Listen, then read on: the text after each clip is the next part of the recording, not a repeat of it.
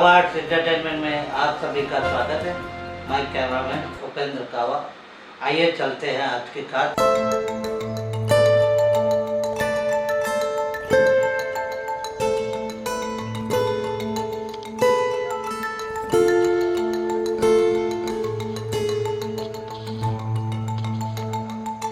Corona virus एक खतरनाक, भयानक और जानलेवा बीमारी है। इससे सावधानी बरतने के लिए अपने हाथों को हर 10 मिनट में साबुन से धोए और खांसी या छींक आए तो अपने मुंह पर रुमाल रखें ताकि ये कोरोना वायरस ज़्यादा करके लोगों में फैले नहीं। हालांकि कोरोना वायरस हाल ही में ज़्यादा बड़ी तेज़ी से फैलते जा रहा है। इसे ध्यान में रखें और बिना वजह कोई घर से बाहर न निकले। इस लॉकडाउन का सही ढंग से पालन करें, घर में रहे, सुरक्षित रहे। धन्यवाद।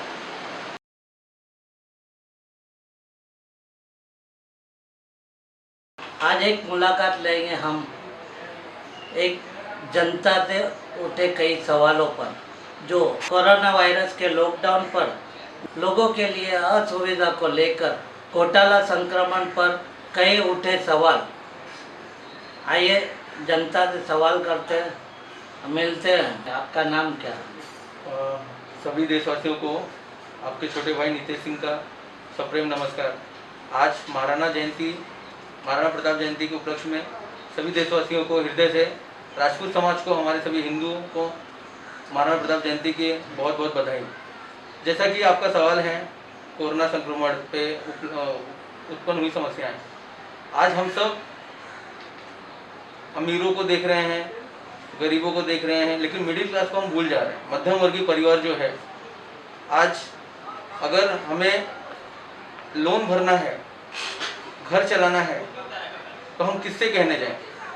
समाज में अमीर जो चाहता है वो होता है, गरीब के पास सरकार, समाजसेवी संस्थाएं पहुंच जा रही हैं, लेकिन मध्यम वर्गीय परिवार अपने परिवार की व्यथा, दुख, अपनी समस्याएं, आर्थिक समस्याएं, बच्चों की शिक्षा, दैनिक साधनों, इन सभी समस्याओं से वो जूझ रहा है, लेकिन किसी से कहने के हक में मध्यम वर्गीय परिवार नहीं होते हैं। हमें सरकार से भी ये अपेक्षा है कि शायद हमारी समस्या, मध्यम वर्गीय परिवारों की समस्या सरकार तक जाए। आज उन्होंने शराब की दुकानें खोल रखी हैं। क्या शराब जरूरी है कि मध्यम वर्गीय परिवार और निम्न वर्गीय परिवारों की नौकरी जरूरी है, रोजगार जरूरी है? अगर रोजगार बंद हुए हैं, अगर हमारी इनकम बंद हुई है, तो हम लोन कहाँ से भरेंगे? लेकिन बैंक से हमें कोई मुहूर्त नहीं मिल रही है, स्कूलों से हमें कोई मुहूर्त नहीं मिल रही है। हमें लोन भी भरना है, बच्चों की फीस भी भरना है, अपना परिवार भी चलाना है, गैस सिलेंडर भी लाना है, लाइट का बिल भी भरना है, मेंटेनेंस भी भरना है, और परिवार में और समाज में हंसते हुए चलना है कि हम सब सही हैं। ये मेरी एक छोटी सी दरख्वास्त है सरकार की तरफ से, बड़े बड़े उद्योग रत्नों की तरफ से, कि आप मध्यम वर्गीय परिवारों के लिए कोई एक बजट लाएं, कोई एक रास्ता निकालें, कोई योजना लाएं जिससे हमें लोन, बच्चों की फीस और महंगे जो भी टैक्सेस हैं, शायद उनमें हमें कुछ छूट मिले। जो आपने किस्त पर जो एक मकान लिया है, उसके किस्त के बारे में बैंक वालों की तरफ से आप क्या सहायता या मदद मांगना चाहेंगे? देखिए, मैं ही नहीं, मेरे जैसे अनगिनत लाखों लोगों ने किस्त पे अपना बिजनेस डाला है, घर लिया है, जिसे हम लोन कहते हैं, ईएमआई हम भरते हैं। लेकिन आपको पता होना चाहिए, सरकार केवल बड़े बड़े वादे करते हैं, जमीनी स्तर पे वो दिखता नहीं है। सरकार ने कहा 3 ईएमआई लास्ट में भरा जाएगा, लेकिन भरा तो जाएगा, इंटरेस्ट देना, प्लस उसके साथ में हमें इंटरेस्ट भी देना पड़ेगा। यानी हर महीने का जो खर्चा है वो तो करना ही है, हमें लास्ट में 3 किस्त भी भरना है और हमें उसका इंटरेस्ट भी भरना है। तो हमें छूट कहाँ से मिला? मेरे जैसे लाखों परिवार जो इस समस्या से गुजर रहे हैं, आज मैं आपके सामने अपनी समस्या के लिए नहीं बैठा हूँ। जो लोग मुझे जानते हैं या जिनको मेरे बारे में पता है, उन्हें ये चीज़ मालूम है कि ये सारी समस्याओं से हम निकल जाएंगे। लेकिन मेरे जैसे लाखों लोग, लाखों युवा, लाखों मध्यम वर्गीय परिवार, लाखों निम्न वर्गीय परिवार जिनके सामने रोजगार की समस्याएं हैं, जिनके सामने पगार की समस्याएं हैं, इनकम की समस्या, नौकरी धंधा सब बंद हो चुका है, बिजनेस सब चौपट हो चुके हैं, उनमें वो बिजनेस खड़ा करने की भी नहीं सोच सकते हैं। और ये टैक्स, ये लोन, ये रोज की मारामारी, दैनिक खर्च चलाना मुश्किल हो रहा है। तो मेरी सरकार से यही दरख्वास्त है आपके थ्रू, इस चैनल के थ्रू, कि आपने बहुत अच्छा कदम उठाया है जो हमारी समस्याओं को सरकार के और लोगों के सामने लाया है। अगर सरकार इस पर ध्यान दे तो बड़ी मेहरबानी होगी। अच्छा, ये जो इनकम टैक्स और जिस पे जीएसटी का मामला दर्ज आया है, तो वो जीएसटी के बारे में आप क्या कहना चाहेंगे? मैं यही कहना चाहूँगा कि अगर गवर्नमेंट थोड़ी सी इंसानियत दिखाए, थोड़ी सी लोगों के प्रति संवेदना व्यक्त करे, तो उन्हें ये 3 महीना 4 महीना जब तक लॉकडाउन है तब तक जीएसटी नहीं लेना चाहिए। मेरी समझ से लोगों को इस समय आपकी संवेदना की ज़रूरत है, ना कि आपके टैक्स की ज़रूरत है। आप उनके साथ में खड़े हैं, जैसा कि सरकार का नारा होता है कि हम गरीबों के साथ में हैं, किसानों के साथ में हैं, तो आपको उनके साथ में सच में रहना होगा और ये टैक्सों को हटाना होगा। कम से कम ये 4 महीना 5 महीना 6 महीना जो आप छूट दे सकते हैं, वो गरीब किसानों को, गरीब मजदूरों को, मध्यम वर्गीय परिवारों को, नौकरी पेशा लोगों को, छोटे मोटे उद्योग धंधों को आप जरूर दें, जिससे उनकी परिवार आगे चल सके, जिससे वो अपने पैरों पर खड़े हो सके। ये जो अभी शराब की दुकानें खुली थी, तो वो शराब की दुकानें खोलना ज़रूरी है या फिर ज़रूरतमंद की चीज़ों जो दुकानें बंद है, वो चीज़ों की दुकानें बंद होने की वजह से आप क्या कहना चाहेंगे? देखिए, इस पर मुझे यही कहना है, सरकार ने अगर कोई निर्णय लिया है तो बहुत ही सोच समझ के लिया होगा। लेकिन अगर आप एक तरफ शराब की दुकान खोल सकते हो, तो आप गरीब चाय की दुकान क्यों नहीं खोल सकते हो? गरीब पान वाले की दुकान क्यों नहीं खोल सकते? गरीब वड़ा पाव वालों की दुकानें क्यों नहीं खोल सकते हो? शराब से रेवेन्यू ज़्यादा आता है। शराब से एक दिन में मैंने जहाँ तक पढ़ा है, सुना है कि 300 करोड़ की शराबें कई राज्यों में बिकी हैं, 200 करोड़ 150 करोड़ की शराबें बिकी हैं। यानी पीने वाला अपनी शौक पूरी कर रहा है, बेचने वाला अपना कमाई पूरी कर रहा है, लेकिन जो मध्यम वर्गीय परिवार है, जो गरीब परिवार है, वो कहाँ जाए? यानी जिसके पास पैसा है वो पैसा कमाए। शराब की दुकान खोलने में, शराब का लाइसेंस लेने में कितने करोड़ लगते हैं ये आपको भी पता है। तो जो पैसे वाले वो पैसे कमाए और जो गरीब है, मध्यम वर्गीय परिवार है, वो डूब के मर जाए। तो ये मेरे हिसाब से अनुचित है। अगर सरकार ने कोई निर्णय लिया है तो जरूर उसके पीछे कई कारण होंगे, जरूर उनकी अपनी सोच होगी, दूरदर्शिता होगी, लेकिन इसके पीछे का कारण मुझे समझ में नहीं आता। अभी दूध का सिलसिला चलता है, जहाँ पे दूध कुछ घंटों तक मिलता है, उसके बावजूद अगर लोग विलम्ब हो जाते हैं तो दूध नहीं मिलता। हालांकि दुकानदार जब भी देखे तो दूध का दाम ज़्यादा ले लेते हैं, उसके फिर भी दूध नहीं मिलता। और दवाइयों की दुकानों में जहाँ तक कि आप देखते हैं कि दवाइयाँ मिलती भी है क्या नहीं, उसके बारे में क्या कहेंगे? देखिए, इस तरह की कालाबाजारी की बहुत सारी घटनाएं सामने आई हैं, जिनमें दूध की दवाइयों के दाम ज़्यादा लिए जा रहे हैं। तो ये तो समाज में एकदम अनुचित है। इसका मतलब कि लाश के ऊपर राजनीति हो रही है या लाश के ऊपर व्यापार हो रहा है। एक तरफ गरीब आदमी मर रहा है, भूखा मर रहा है, उसके पास कुछ खाने के लिए, पीने की व्यवस्था नहीं है। हजारों लोग पैदल चल रहे हैं। अभी कल की घटना थी औरंगाबाद में, 16 लोग मर गए मालगाड़ी से कट के। तो ऐसी बहुत सारी घटनाएं हमारे समाज में आ रही हैं। उसी तरफ एक तरफ मजदूर मर रहे हैं, भूखा मर रहे हैं, पैदल जा रहे हैं, साइकिल से अपने गांव तक जा रहे हैं 2000 किलोमीटर 1600 किलोमीटर दूर, और एक तरफ दूध की कालाबाजारी हो रही है। ये निश्चित तौर पे निंदनीय है। हमें इसकी जितनी मतलब खंडन करना चाहिए उतना कम है। लेकिन दूसरी तरफ अगर सरकार ने कोई नियम बनाया है 2 घंटे 3 घंटे 4 घंटे दुकान खोलने का, तो शायद वो हमारे सेहत के लिए, हमारे परिवार के सेहत के लिए जरूरी है। तो आम नागरिकों को भी सरकार के बनाए नियमों का पालन करना चाहिए और जो समय दिया गया है उस पर ही काम करना चाहिए। लेकिन अगर कहीं से लेट होता है, कहीं ऊपर उतार चढ़ाव आता है, तो दुकानदारों को भी सहयोग करना चाहिए, कोऑपरेट करना चाहिए, ना कि उनसे गरीब आदमी से ज़्यादा पैसा लेना चाहिए। बहुत बहुत शुक्रिया नितेश जी आपका। इस कोरोना वायरस के लॉकडाउन पर लोगों के लिए असुविधा को लेकर घोटाला संक्रमण पर जनता से उठे कई सवालों पर नितेश सिंह जी ने कई सवालों के खूब अच्छी तरह से हमारे प्रश्नों के उत्तरों में कुछ अच्छी खामियत को लेकर बताई गई है।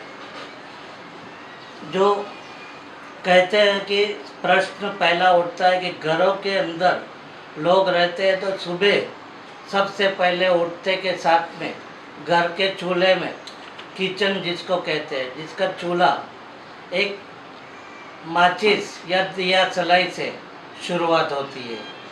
तो जो वो माचिस बॉक्स या दिया सलाई जो दुकानों पर हाल ही में 2 महीने से लेकर अब तक उपलब्ध नहीं है, जिसकी वजह ज़रूरी नहीं है कि हर किसी के घर में गैस चूल्हा है तो गैस लाइटर ही जलाए। हो सकता है भगवान के घर में गैस चूल्हा नहीं है तो क्या उनको हम लाइटर से जलाएंगे या गैस सिलेंडर से जलाएंगे। इन सारी समस्याओं को लेकर हमने एक माचिस बॉक्स की तीली को लेकर जो यहाँ पे भगवान की दीप ज्योत के साथ अगरबत्ती भी जलाई जाती है या मोमबत्ती जलाई जाती है। जो दुकानों में माचिस उपलब्ध भी नहीं है, दुकानदार से कहते हैं तो बोलते हैं भाई हमारे पास माल उपलब्ध नहीं है। इस लॉकडाउन के ज़रिए जब लॉकडाउन ख़त्म होने के बाद माल सामान की विक्रेती होगी, क्या ये लॉकडाउन ख़त्म होने तक लोग इंतज़ार करेंगे? क्या ऐसा हो सकता है? दूसरी तरफ दूध के दुकानदार ज़्यादा दाम लेते हुए भी दूध की दुकानों में दूध ज़्यादा करके उपलब्ध नहीं होते हैं। जैसे कि आप अगर दूध लेने के लिए थोड़ा सा विलम्ब हो जाते हैं तो आपको दूध नहीं मिलता। दूध का दाम ज़्यादा लेते हुए भी दूध नहीं मिलता। तो दूध नहीं मिलने की वजह से घर का किचन में शुरुआत चूल्हे के बाद से दूध पर ही आता है। दूध की वजह से चाय बनती है या दूध का कॉफ़ी बनता है या कुछ छोटे मोटे बच्चों के लिए दूध भी लिया जाता है। अब जब दूसरा दूध का आसरा ही नहीं मिलता है तो लोग क्या करेंगे? दवाई की दुकानों में दवाई लेने जाते हैं, सरकार कहती है कि दवाई की दुकानें खुली हैं, पर दवाई की दुकानें खुली होने के बावजूद भी जब कोई दर्दी अगर किसी दवाई की दुकान पे जाता है दवाई खरीदने तो उस वक्त वो दवाई उपलब्ध नहीं होती। दवाई की दुकानों में कहा जाता है, दुकानदार कहते हैं कि भाई दुकान में स्टॉक नहीं है, माल आएगा तब मिल जाएगा। अब किसी को इमरजेंसी में किसी दवाई की ज़रूरत है, मलहम की है, या एक छोटी सी आम बात ले लो, एक डेटॉल लिक्विड की बात करते हैं, वो छोटी सी डेटॉल लिक्विड भी नहीं उपलब्ध है। इस बारे में भी दुकानदार यही कहता है कि अभी तक हमारे पास माल उपलब्ध नहीं है। तो क्या लॉकडाउन ख़त्म होने के बाद ही सारा चीज़ माल मिलेगा? कोरोना वायरस के लॉकडाउन पर सड़कों पर हाल ही में पिछले जब से लॉकडाउन शुरू हुआ है तब से सड़कें सुनी पड़ी हैं। न ट्रैफिक है, न पॉल्यूशन है, न पॉपुलेशन है, न कोई शोर है। अब ट्रैफिक नहीं होने की वजह से कई गाड़ियां अपने अपने घरों में धूल मिट्टी जमा कर अपने सोसाइटी बिल्डिंग या घर के बाहर धूल मिट्टी खाकर जमा हुई है। इसके अलावा भी आज सरकार ने पेट्रोल और डीजल के दामों में की बढ़ोतरी, तो सारा पेट्रोल डीजल गया कहाँ? जबकि गाड़ियाँ मोटर का आवाज़ चलती ही नहीं है। तो इन सब बातों को लेकर स्टॉक में पेट्रोल डीजल नहीं है कि दाम बढ़ाया जाता, महंगाई इसी तरह बढ़ती है। आगे सवाल बाज़ार बंद होने पर छोटे मोटे पद पर फेरी करने वाले जो छोटे मोटे कारोबार करते हैं, जैसे कोई रुमाल बेचता है या सब्जी मंडी बेचता है, तो उनके ऊपर हुई गंभीर समस्या। इस गंभीर समस्या के बारे में सरकार क्या सोचेगी, क्या उपाय करेगी, क्या इनको सहयोग मिलेगा? गरीब लोगों के लिए तो कुछ सवाल नहीं उठता, वो अपना मांग कर भी खा सकते हैं। सवाल उठता है मध्यम वर्ग के लोगों पर जो मांग कर भी नहीं खाते हैं या किसी से उधार नहीं मांग सकते हैं। आज पिछले 13 मार्च से आज 17 मई तक के लॉकडाउन यानी पूरे कम से कम 56 दिन के लॉकडाउन के चलते आज लोगों के पास के घर के खाने पीने की सुविधा खत्म होने जा रही है। हालांकि कहीं से कोई पगार की आमदनी नहीं है, ना ही पैसे हैं। बैंकों में जो पूंजी रखी थी वो भी सारी खत्म हो चुकी है। अब लोगों के लिए पैसे या पूंजी दोनों की भी समस्या काफ़ी बढ़ चुकी है। दूसरी ओर एक अच्छी बात है कि चाय और पान बीड़ी की दुकानें बंद होने पर धूम्रपान करने वालों से हुआ छुटकारा, वो कैसे? तो वो ऐसे कि जो लोग चाय पीते, चाय की प्याली है इधर उधर फेंकते, पान बीड़ी की दुकान पे कोई बीड़ी सिगरेट फूकते, धुआं का पोल्यूशन होता है। उसी के साथ में जहाँ लोग पान खाते हैं जगह जगह पर थूक कर गंदगी फैलाते थे, वो सारी चीज़ें गंदगी से लोगों को मिली एक छुटकारे से राहत। हाल ही में गुजरात के अहमदाबाद में अचानक दूसरे ही दिन से बिना किसी जनता को जाहिर किए बिना कर्फ्यू जारी किया गया, जिसमें कर्फ्यू में ये बताया गया कि सिर्फ 2 घंटे के लिए दूध की दुकान भी खुलेगी और सिर्फ दवाइयों की दुकान खुलेगी। दूध पियो, दवाई खाओ और सो जाओ। क्या यही सरकार का नियम है? जो ज़रूरतमंद की चीज़ें हैं वो तो सारी दुकानें बंद की गई है, आखिर क्यों ऐसा? इस बारे में सरकार लोगों की सहायता करने में मदद करे। इसी के साथ मैं उपेंद्र कावा अपने कावा आर्ट्स एंटरटेनमेंट की टीम की ओर से आप सभी का शुक्रिया अदा करता हूँ। नालासोपारा पश्चिम की एक रिपोर्ट।